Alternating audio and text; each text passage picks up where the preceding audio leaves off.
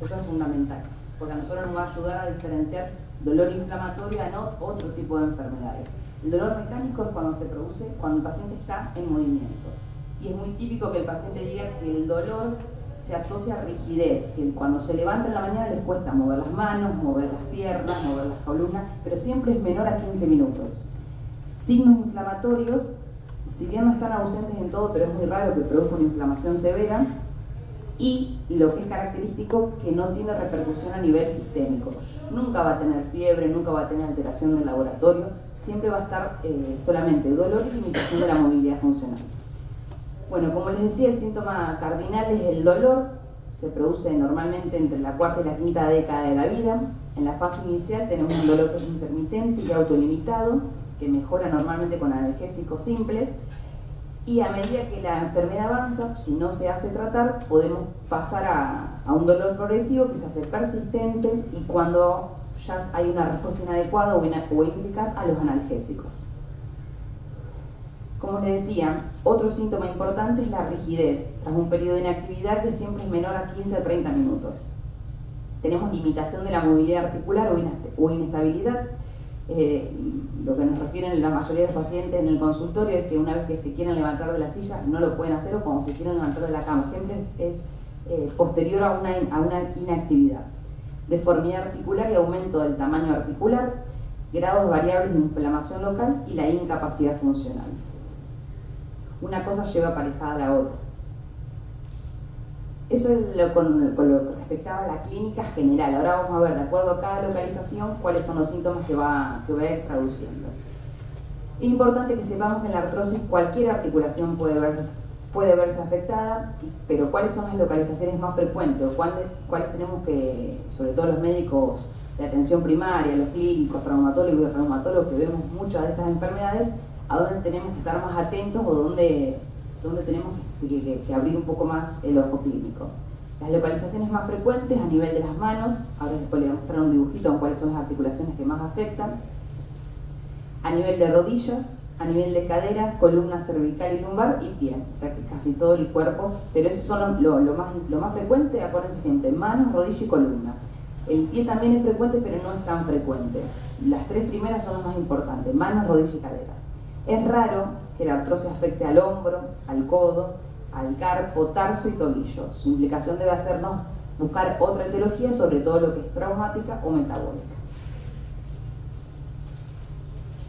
Acá están marcadas las patologías, las zonas del cuerpo más frecuentes en rojo: columna cervical, columna lumbar, las manos, caderas, rodilla, y del otro lado en negro las localizaciones infrecuentes, como decíamos, hombro y codo. Para hablar un poco de las manos, de la localización más frecuente y típica, se da predominantemente en el sexo femenino y se va a dar en la articulación, la interfalángica proximal, que es esta que vemos acá. Esta articulación que vemos acá se llama metatarso-falángica. Esta que vemos acá, no sé si se llega a ver, esta es interfalángica proximal y esta es la interfalángica distal. La localización más frecuente, que nosotros vamos a traducir a nivel clínico en lo que son los nódulos de Everden y Bouchard, que son las pelotitas que el paciente tiene en las manos, se producen a nivel de la interfalángica proximal, que son los nódulos de Bouchard, ahora después les voy a mostrar una fotito, y a nivel distal, los nódulos de Everden. Y lo más frecuente, además de estas dos localizaciones, es que el paciente presente dolor en la primer metatarso-falángica, metacarpofalángica, que es la que vemos acá, que es la famosa risartrosis. Es un dolor que sí produce bastante incapacidad laboral y limitación funcional. Eso es lo que nosotros llamamos risartrosis, o artrosis del primer dedo de la mano. Ahí no sé si llegan a ver los nodulitos, van, además del dolor que le produce al paciente, y sobre todo por eso le decía la importancia de tratar en mujeres en esta época de la vida, en este grupo etario, porque va a producir, además del dolor y la limitación funcional, mucha deformidad, y a nivel estético a las mujeres la verdad que les importa bastante, porque no solamente deforma y limita, sino que va produciendo alteración de la alineación. Entonces no es que solamente van a tener el hueso inflamado, sino que se van produciendo distintas desviaciones a nivel de las manos. Y estos son los otros nodulitos que veíamos en las interfalángicas distales. ¿Se llega a ver bien eso? Y esta es la resartrosis, que es la artrosis del primer dedo de la mano, que tiene las mismas consecuencias que lo otro, nada más que por la localización le cambiamos el nombre, pero por una cuestión más académica que otra cosa. La traducción clínica es la misma porque el dolor y la limitación funcional son similares. Eso cuando hablábamos de las manos. Ahora, cuando hablamos de rodilla, acuérdense que las manos es el lugar principal. El segundo lugar en frecuencia es en rodillas. Generalmente o usualmente es bilateral. También, como les dije, se produce principalmente en el sexo femenino. ¿Y cuáles son los factores que precipitan la obesidad y que haya artrosis en otras localizaciones? Acá es importante el tema del peso. ¿Por qué? Porque en la mano no es una articulación que soporte peso. Si bien uno está en constante movimiento, cuando afecta articulaciones que soportan peso, como lo que es rodilla y pie sobre todo, y bueno, y caderas, imagínense una articulación que está desgastada, que ya de por sí tiene poco cartílago y poco líquido articular. Si le sumamos un peso extra a una articulación que está desgastada, es como que un proceso de artrosis leve, cuando hay un sobrepeso, lo aceleramos aún más. ¿Qué compartimientos va a afectar? El compartimento femorotibial interno y externo y el femoropatelar. O sea, los tres compartimientos de la rodilla van a estar afectados. Vamos a tener dolor a la palpación de la interlínea articular, que es el espacio que hay entre el hueso, el fémur y la tibia y el peroné, y crepitación, cuando el paciente siente que la articulación al moverse hace ruido. Esa es la crepitación. La tercera localización más frecuente es en caderas, que es la que más dolor y limitación tiene porque son las que más prontamente dan lugar a los reemplazos de caderas, de articulación, perdón. Se da tanto igual en el varón como en la mujer. A diferencia de lo que veíamos en las rodillas, esta suele ser unilateral, o sea, de un solo lado, afecta una articulación única y da limitación en la flexión, aducción y rotación externa. Y vamos a tener, cuando el paciente presente este tipo de patologías, rotación externa limitada, acortamiento, una atrofia muscular y el paciente va a renguear. Acá no sé si se llegan a ver los movimientos, es la rotación interna en flexión y aquella es la rotación externa en flexión. No hace falta que se lo acuerden, lo importante es que sepan que cualquier movimiento que el paciente haga al elevar la pierna, cuando hay artrosis de cadera y sobre todo que lo haga flexión de la rodilla, le va a doler y lo va a limitar. Y es un dolor bien típico, a nosotros nos ayuda bastante en el consultorio para poder hacer diagnósticos. Otras de las localizaciones que tienen la artrosis es a nivel de la columna vertebral. Si bien cualquier parte de la columna puede estar afectada, lo más frecuente es que afecte la columna cervical y la lumbar, también la dorsal puede estar afectada, y cuando hablamos de columna lumbar, las vértebras que más afectan es la L3 y L4. Lo mismo que en las otras patologías, que en las otras localizaciones vamos a tener dolor y rigidez, dolor radicular, que eso sí lo diferencia. El dolor radicular, acuérdense que por la localización de la columna comprime algún nervio y eso se traduce con dolor, con parestesia, sensación de adormecimiento. Inclusive hay pacientes que cuando afecta tanto la columna vertebral pueden llegar arrastrando el pie a la consulta y uno lo puede llegar a confundir con una hernia de disco, pero en realidad es tanta artrosis que están comprimiendo el nervio. Como les decía, alteraciones sensitivas, motoras y reflejas. Y lo más común es que dé síntomas neurológicos cuando la afectación es a nivel cervical. Y podemos llegar a tener en casos avanzados estenosis del canal lumbar, que eso sí es directamente una urgencia quirúrgica. Y a nivel de los pies, la articulación que más afecta es la primera metatarsofarángica, que es la del dedo gordo, ahí se llegan a ver las alteraciones. También, como les decía, predispone con gran significancia la obesidad, porque son articulaciones que soportan peso. Va a dar el halus valgus, que es el famoso juanete, como lo llamamos nosotros, segundo dedo martillo, y lo llegan a ver como está el segundo dedo acoplado al primero, y dolor en la cabeza del segundo metatarsiano. En realidad puede dar, porque también, como en la mano, se produce una alteración de la alineación, y no solamente va a producir dolor puntual donde el paciente tenga el fenómeno de artrosis local, sino como altera la arquitectura de toda la estructura del pie, va a producir dolor en articulaciones que a lo mejor no están iniciado el proceso de artrosis todavía. O sea que el paciente puede tener dolor en todo el pie. Esa es la parte clínica, cómo nosotros podíamos ver traducido el dolor y la limitación funcional de los pacientes según el grado o el grupo afectado. Y hablando un poco de radiología, de lo que es la traducción radiológica de estos procesos, ¿cuáles son los síntomas cardinales que vamos a tener? El pinzamiento del espacio articular. ¿Se acuerdan que yo les decía eso, la importancia del cartílago articular? Cuando la articulación se queda sin cartílago, el cartílago es lo que separa una articulación de la otra. Cuando ya no hay más cartílago, un hueso se va acercando al otro hueso y eso se va produciendo el pinzamiento del espacio articular. Eso es lo primero que se produce. El primer signo radiológico que podemos ver es el pinzamiento.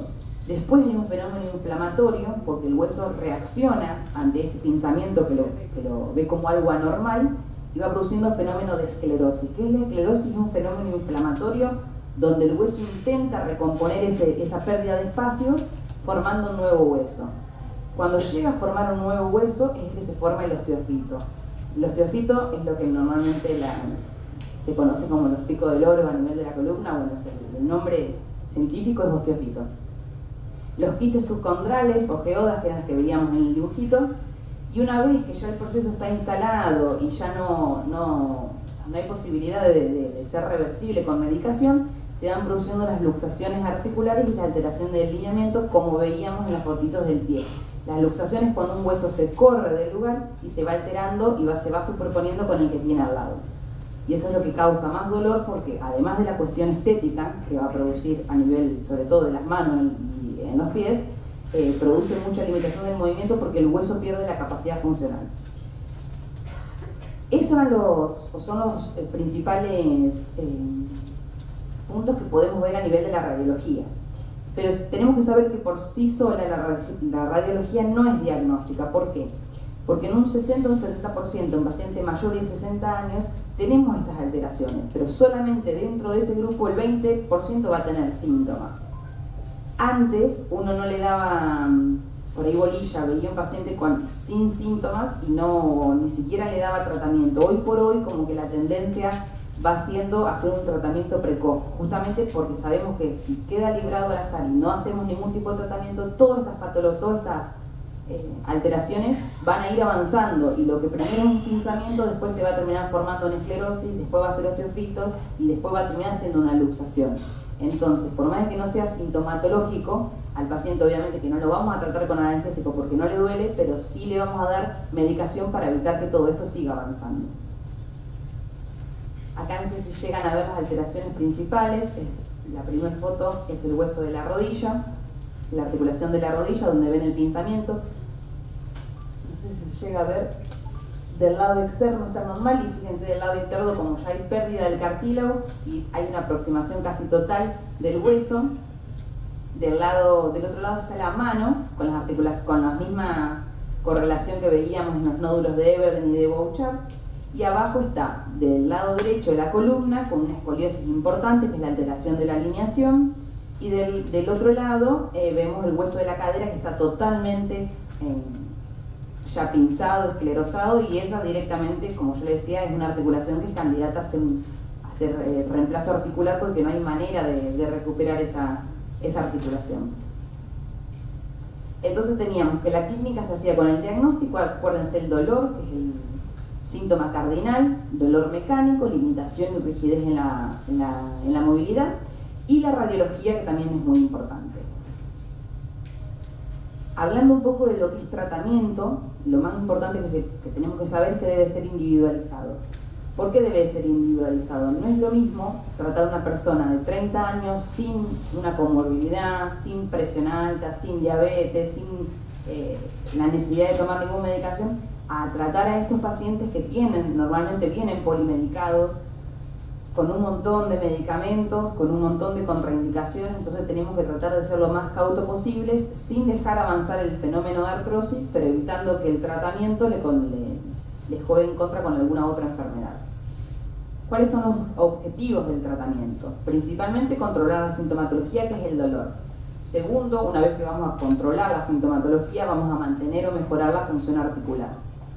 Y tercero, que es lo principal, reducir al máximo la progresión de la artrosis.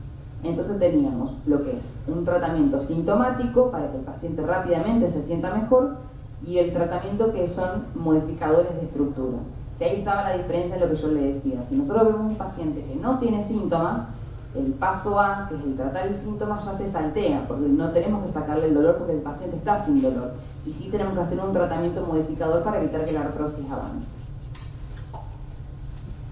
Además del tratamiento farmacológico, que ahora lo vamos a ver, es importante lo que es el soporte no farmacológico en estos pacientes. ¿Cómo es? Informar al paciente y al familiar de qué es lo que tienen, de cuáles son las repercusiones que va a tener a nivel diario, de cuáles son las actividades que puede hacer o no y en las cuales va a necesitar ayuda. Actuar sobre estos factores de riesgo modificables, como le decía, la cuestión del peso, si es una mujer que está en edad de menopausia, tratar esa menopausia, si tiene una osteoporosis, que es la disminución de la densidad mineral ósea, también, porque son todos factores que va a predisponer, y sobre todo tratar las comorbilidades. Otra cosa importante son las medidas posturales y el ejercicio físico regular y suave. Acá puse unos dibujitos de cuáles son las cosas que no tenemos que hacer. Es muy frecuente que sobre todo, bueno, es difícil en el adulto mayor que esté sentado mucho tiempo, porque normalmente no es como nosotros que estamos con la computadora y demás, pero son frecuentemente, por el escoliosis o porque ya se va venciendo la estructura ósea, tienden a hacer este movimiento con los brazos y a relajar, y al relajar tiran la columna para atrás, y eso es lo peor que pueden hacer, porque no solamente alteran la parte ósea, sino que alteran toda la parte muscular, porque se va atrofiando por la misma posición. Parecen pavadas, pero es importante corregir la postura porque eso le va a ayudar no solamente al paciente, sino a que el tratamiento funcione más rápido. Estas son las otras cosas, pequeños ejercicios que uno le puede enseñar al paciente para que haga en su casa. Pacientes que no quieren ir a kinesiología, no tienen quienes los lleve, por lo que les digo, sobre todo cuando tratamos con adultos mayores, entonces enseñarles diferentes ejercicios para mantener la movilidad y sobre todo para recuperar la fuerza muscular es importante. Eso es lo que eran las medidas no farmacológicas. Ahora hablando del tratamiento farmacológico, acuérdense que teníamos dos pilares, cuando el paciente está sintomático y cuando no.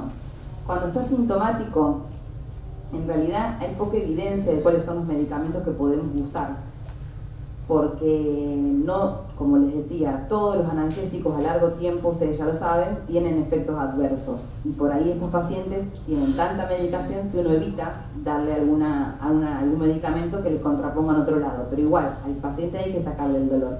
¿Cuáles son los medicamentos que nosotros más usamos en la práctica diaria? El paracetamol, 2 a 4 gramos por día, y lo único que sabemos que tiene una respuesta baja, el 40%. Los analgésicos no esteroideos, como bueno, el grupo Coxib, Heterocoxib, Celecoxib, que tiene muchos efectos gastrointestinales, pero son muy buenos cuando se usan a largo plazo, se pueden usar por 1 o 2 semanas. Y después ya pasamos al grupo de los opiáceos débiles o los mayores, como el tramadol, la codeína, el dexketoprofeno. También pueden usar solos o asociados al paracetamol. Y el otro tratamiento que da muchos resultados, sobre todo cuando la artrosis está localizada, cuando no es un proceso generalizado, es la infiltración articular con corticoides, sobre todo donde más tienen resultados en la rodilla. Ahora vamos a ver otro tipo de tratamiento. Eso es lo que era el tratamiento sintomático. Ahora vamos a ver los modificadores, que son para evitar que esto avance. El otro era solamente para sacar el dolor, la inflamación y para que el paciente se sienta mejor. Dentro de los fármacos modificadores tenemos el ácido hialurónico, no sé si lo han sentido nombrar, bastante nombrado, que se hacen infiltraciones con esto. Es un componente natural del cartílago y la administración es intraarticular. La evidencia dice que solamente se puede usar en 3 lugares, en lo que es rodilla, primera articulación de la mano, como le decía, la risartrosis, y hay algunos estudios que avalan la infiltración en cadera, pero no se puede hacer en otro lado, solamente rodilla, mano y en algunos casos, de acuerdo al grado de artrosis que hay, es en cadera. Pasa que para poder infiltrar la cadera con ácido hialurónico se tiene que hacer guiada por ecografía, entonces es muy difícil que el médico lo pueda hacer en consultorio porque no todos tienen la disponibilidad de un ecógrafo. Pero acuérdense que la infiltración con ácido hialurónico se puede hacer solamente en rodilla y mano, y en algunos casos en cadera. La infiltración con corticoides se puede hacer en cualquier articulación que duela o esté inflamada, esa es la diferencia. Otro tratamiento modificador es el con disulfato, que se da 800 miligramos por día vía oral. Otro tratamiento es la diacereína, que bueno, se da 100 miligramos vía oral, pero tiene mucho, fíjense, un 30% causa diarrea, entonces tiene muchos efectos gastrointestinales y el paciente no lo suele tolerar, si bien ahora viene en cápsulas, pero es bastante complicado de dar porque el paciente tiene muchos síntomas gastrointestinales. Y la famosa glucosamina, que se da de 1500 miligramos por día vía oral, normalmente, que son los sobrecitos que ustedes deben conocer. La glucosamina antes venía solamente glucosamina, el sulfato de glucosamina. Ahora viene asociado con meloxicam, que es un analgésico, que vuelvo a repetirlo, solamente se da cuando cuando el paciente está sintomático. En caso de no ser un paciente sintomático, se da sulfato de glucosamina sola. Esos son los únicos tratamientos farmacológicos que están avalados. Después hay un montón de cuestiones que uno puede, o que ve en la práctica diaria, que hoy se conocen o que se venden son de venta libre en la farmacia. Pero lo que está avalado científicamente, tratamientos fármacos modificadores, son estos 4 que yo les estaba nombrando. Eso es artrosis. No sé si alguno me quiere hacer una pregunta, pues ya pasamos a lo que es fibromialgia en el adulto mayor. ¿Quieren hacer alguna pregunta? Bueno. La segunda patología, yo les decía que la artrosis era la primera patología o la más frecuente en el adulto mayor, y la segunda es la fibromialgia. Que la fibromialgia en realidad la vemos en todos los grupos etarios y no es que no es tan frecuente en el adulto mayor, es más frecuente en el adulto joven, pero en el adulto mayor también es importante, sobre todo porque viene secundario a otro tipo de trastornos como ahora vamos a ver. ¿Qué significa fibromialgia? Fibro, bueno, viene de tejido fibroso, lo que es tendones y ligamentos, míos de músculo, y algia significa dolor. Entonces, un dolor generalizado de músculo y tejido fibroso. Síndrome doloroso, como les decía, generalizado, crónico, eso es importante, y complejo, más común, que afecta en la parte muscular. No tiene origen articular. Eso es importante que se acuerden. Al paciente no le duele la articulación, le duele la parte fibromuscular. Tejidos involucrados no se acompañan de inflamación, sí de dolor. Y constituye un diagnóstico de exclusión. ¿Qué significa? Cuando están descartados otro tipo de patologías, como la artrosis, como la artritis reumatoidea y demás, lupus, entre otros, la fibromialgia constituye un diagnóstico de exclusión.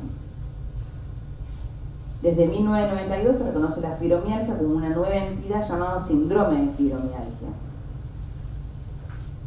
Afecta al 1 al 3% de la población mundial, 5 millones estadounidenses, y es el trastorno más común de dolor generalizado. Y el segundo trastorno más común observado por los reumatólogos después de la artrosis, como le decía. ¿Hay profesionales de la medicina? Tenía que interrumpir. Sí. ¿Hay profesionales médicos que no aceptan la fibromialgia? Sí, inclusive dentro de los mismos reumatólogos como una entidad discutida. Pasa que, como te decía, como un diagnóstico de exclusión, distinto es cuando algo ya tiene una fisiopatología orgánica más determinada, cuando vemos que hay una relación entre un dolor que vos tenés y se puede correlacionar a nivel radiológico. La fibromialgia no tiene ni radiología, ni ninguna placa que yo te pueda hacer que corrobore que vos tenés fibromialgia, ni ningún laboratorio que corrobore que vos tenés fibromialgia. Entonces es difícil traducirlo a nivel lo que el paciente siente a nivel clínico. Pero bueno, parte de la ignorancia o también de lo que los médicos tenemos como el concepto viejo de que lo que no está sumamente probado y determinado no existe. Pero bueno, hoy por hoy, gracias a Dios, como que le están dando un poco más de muchas veces se llama por teléfono el sí. problema del paso y por las cámaras hiperbáricas, por eso. Sí, bueno, eso. Y ese es otro gran tema. Sí. A ver, ahí tenés. Hay médicos que no aprueban la cámara hiperbárica y otros que dicen que sí. Sí. Yo tengo una amiga joven que le diagnosticaron fibromialgia. 40 años. Claro, por eso te decía, es muy común de verlo en lo que es adulto joven. Y tiene mucho dolor, hay días que no puede estar el dolor, mucho dolor. Sí. Y con toda la medicación que le dieron, a veces no es suficiente. Claro. Siempre. Más allá de terapias que le han dado de natación y otras Sí. cosas alternativas como para complementar el tratamiento. Sí. Pero ella padece mucho dolor. Padece y le ha afectado psicológicamente. Claro, eso es lo que te decía, tiene mucha repercusión psicológica. Sí, sí. Porque el dolor mismo tiene repercusión. Claro. Le ha determinado a ella muchas actividades que eran frecuentes para su familia, para su vida diaria. Sí, Sí, ahora después les voy a explicar, pero normalmente cuando los pacientes no responden a medicación, analgésicos comunes o relajantes musculares, uno pasa a otro tipo de tratamiento con antidepresivos y demás, porque sabemos, no porque el paciente esté loco que tenga que tomar antidepresivos, sino porque el componente emocional que tiene el dolor crónico. Eso es. Ni hablar. Sí, el paciente con fibromialgia no descansa, está todo el tiempo cansado, se levanta más cansado de lo que se acuesta, está todo el tiempo cansado. Entonces es muy difícil también pedirle que haga actividad física a un paciente que está todo el tiempo cansado. Porque por ahí uno le dice, bueno, anda a hacer actividad física, anda a hacer natación, pero me duele, doctor, me duele todo, no tengo fuerza para nada, entonces que es complejo. Sí, pero porque es un círculo vicioso, es una retroalimentación lamentablemente negativa. Sí, una cosa lleva a la otra. Bueno, a nivel epidemiológico se inicia en los 20 y 40 años, como decía de tu amiga, máxima prevalencia entre los 40 y 49. Y la edad media de inicio es los 49 años. Y tiene un 30% de incapacidad laboral. El pronóstico: a los 10 años persisten los síntomas, una duración media de síntomas de más de 15 años, fíjense lo crónico que es esto. Es importante que sepamos que el 50% de estos pacientes no acuden a la consulta o llevan más de 10 años de evolución. O como lo que decía Marcelo, acuden y el médico, como no registra esta entidad como un problema propio, no le da bolilla y así van pasando, le van dando analgésicos que no son para la fibromialgia, para tratar el dolor y nada más, y se va haciendo más crónico. Y ahí sí entramos en un círculo vicioso importante. Es importante que sepamos que empeoran la fatigabilidad, como decías que tu amiga se siente todo el tiempo cansado, empeoran los trastornos del sueño y un 80% continúan con medicación. Y alrededor de un 66% refieren una mejoría leve globalmente. La etiología es desconocida, la investigación pone de relieve algunas anormalidades bioquímicas, metabólicas y inmunológicas asociadas, pero no hay ningún estudio que pueda determinar de dónde viene esta enfermedad. Sí hay distintas teorías fisiopatológicas, como es la transmisión de la información sensorial del cerebro, que bueno, está inhibida por la activación de las fibras que descienden a nivel del tronco cerebral hasta el asta dorsal y que intervienen sobre todo lo que es la liberación de neurotransmisores. Y ahí está lo que estábamos diciendo, porque está asociado con variaciones en el dolor y en el estado anímico. Ustedes saben que hay dos catecolaminas que son importantes para la cuestión anímica, sobre todo la serotonina. Y bueno, todo el canal de serotonina a nivel de los pacientes con fibromialgia está alterado. Pero como también está alterado en un montón de otras cuestiones, sobre todo los cuadros depresivos y demás, es muy difícil diferenciarlo.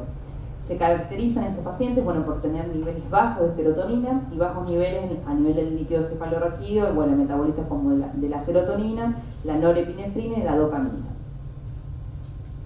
Acá está un poco el canal, lo mismo que yo les decía, pero hecho en dibujito, de cómo va haciendo el circuito para llegar a todo el mecanismo neurosensorial.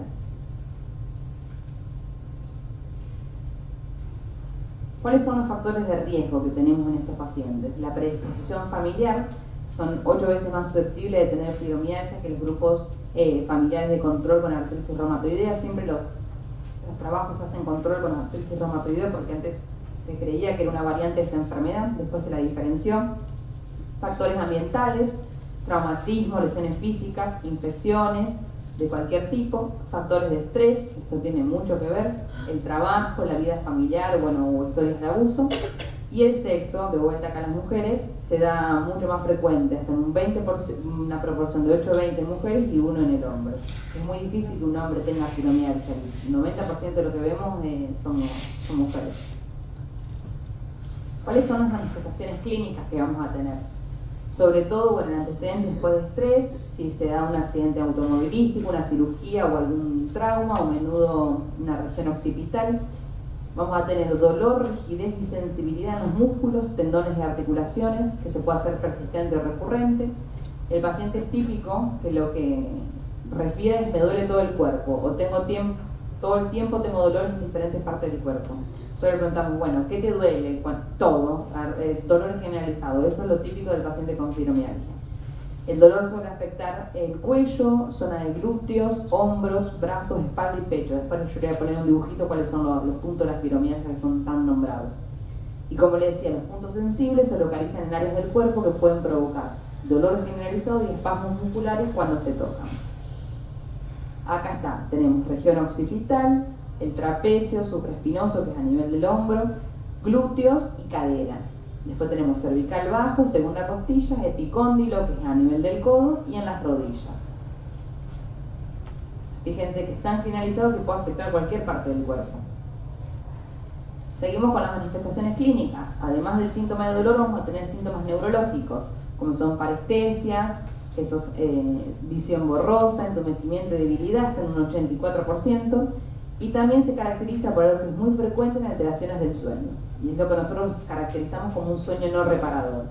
Como te decía, el paciente refiere que me levanto más cansado de lo que me acuesto, eso es típico. Insomnio, despertar temprano por la mañana, mala calidad del sueño, cansancio, fatiga crónica, y todo eso se va a traducir en ansiedad, depresión, cefalea y alteraciones en las funciones intestinales, como lo que ustedes conocen como el colon irritable.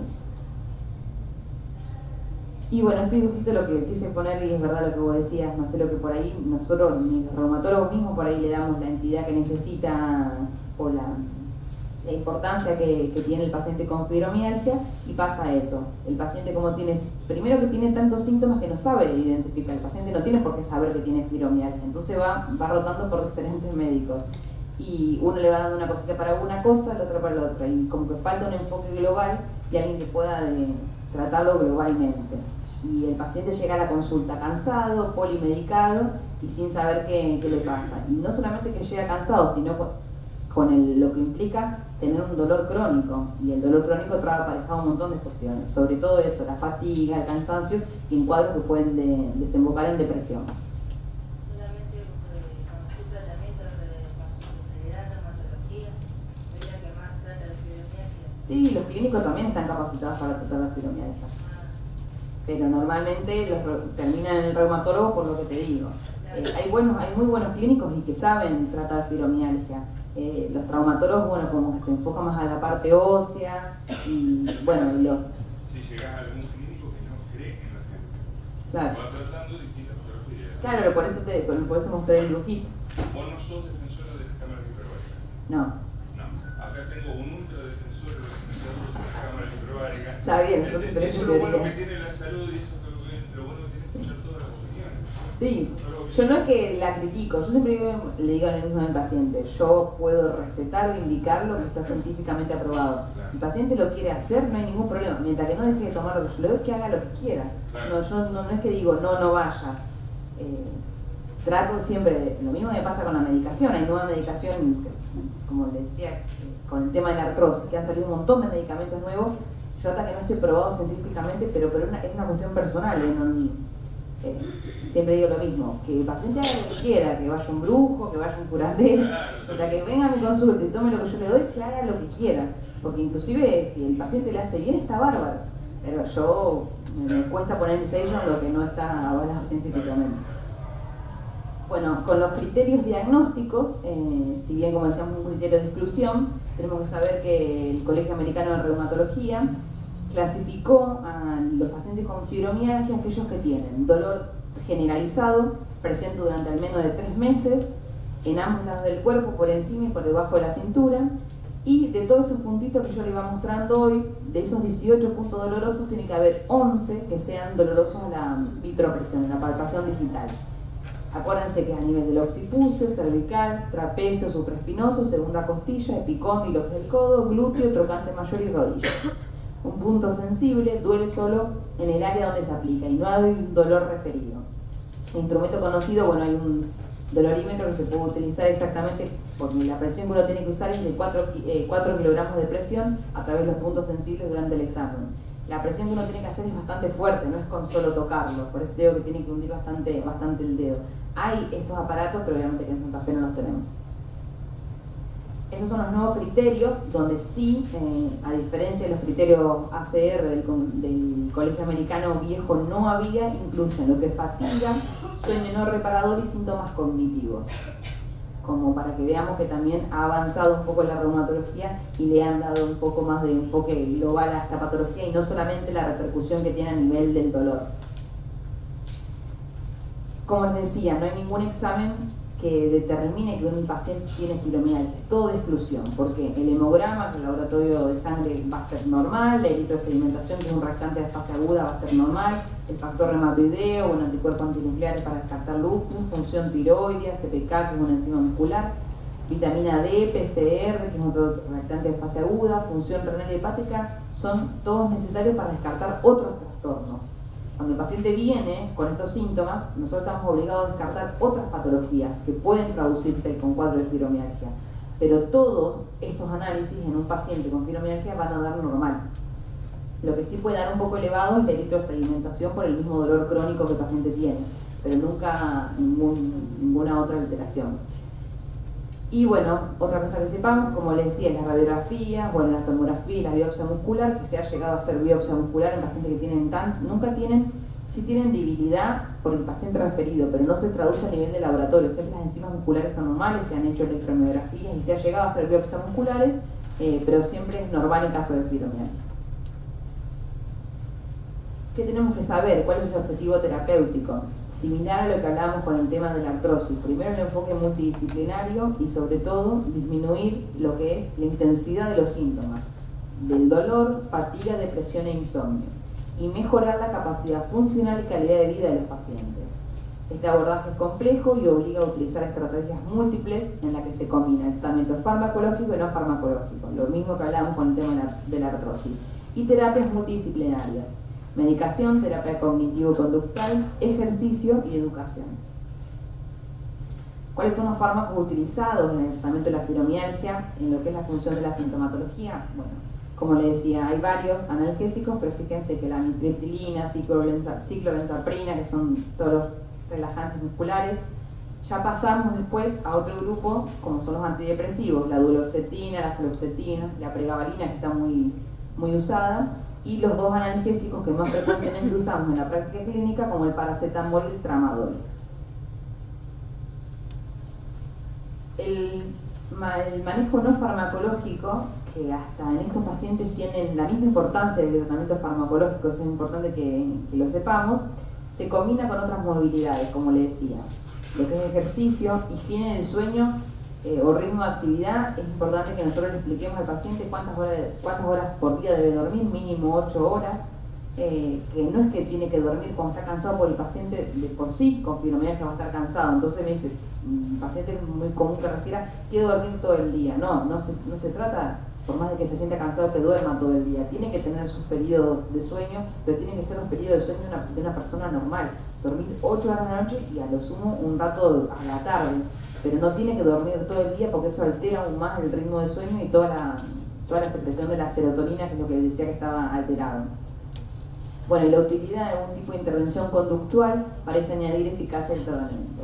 Y lo importante es evitar cualquier sugerencia que estos síntomas están solo en la cabeza del paciente. Es lo que vos decías, por ahí el error que cometemos los médicos es eso. Bueno, paciente que tiene fibromialgia, bueno, sí, como que lo tratamos de que se lo está inventando, o son dolores muy subjetivos, y eso al paciente le hace peor, porque tras que viene con dolor, con un sufrimiento orgánico, si encima uno no le da bolilla o no le da importancia a eso, es como que entramos en un terreno que el único perjudicado es el paciente, y bueno, el tratamiento no. ¿Cómo conocer al paciente?